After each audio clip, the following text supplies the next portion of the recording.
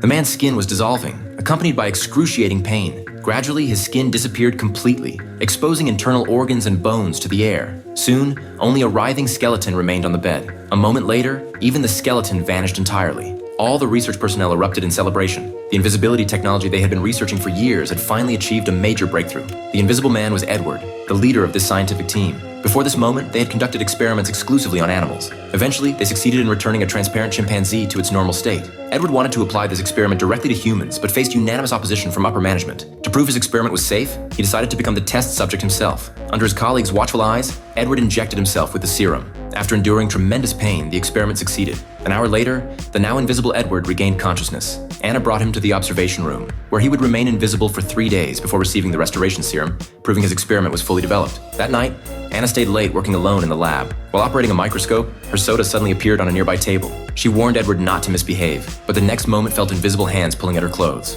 Unable to tolerate this, Anna grabbed her coat and left. 3 days later, colleagues injected Edward with the antidote as planned. However, he didn't reappear as expected. Instead, he developed symptoms of rapid heartbeat and breathing difficulties. He soon broke free from his restraints, his form shifting constantly before collapsing unconscious. His colleagues carried him to a bed and performed emergency CPR, but he quickly transformed back into a skeleton before gradually disappearing before their eyes. To make Edward visible, they poured liquid over him, causing his head to slowly materialize. An invisible man's head covering gradually took shape. Once dry, they cut breathing holes, creating a false skin for the invisible Edward. With this mask, female colleagues no longer needed thermal imaging devices in the restroom. Initially, the atmosphere remained harmonious, but who would stay obediently in a laboratory if they could be invisible? Edward remained for over 10 days in the windowless lab. His emotions became increasingly unstable, constantly arguing with teammates. Gradually losing control and unable to bear it any longer, he forcefully left, determined to do things his colleagues might imagine but never dare attempt. When Edward saw the neighbor girl return home, something he could only watch from afar before, his desires, once unleashed, could no longer be contained. Learning of Edward's unauthorized departure, his colleagues became furious, warning that if he left again, they would report his unauthorized human experiments to management. But how could such threats stop a genius?